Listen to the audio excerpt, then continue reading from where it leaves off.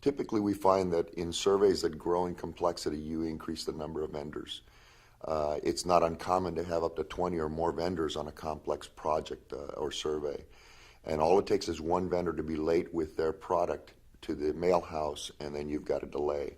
And typically, mail houses run on pretty tight schedules, so if they're delayed on your project, it's not likely they're going to be able to get back on it for a few days at least because of the work that they have. So the slightest complication or delay will really add stress.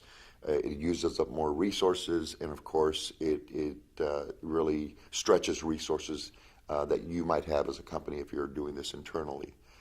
Let's face it, in today's lean times, it is very difficult for companies to manage large projects. They just don't have the resources. So when you're dealing with multiple vendors, there's a lot of things that need to happen internally that most companies are just not set up to do. They have to vet every vendor. They have numerous quotations that they have to deal with.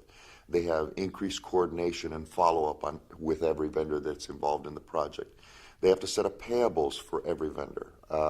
Sometimes multiple payables if it goes for multiple months. So it adds to the complication of that.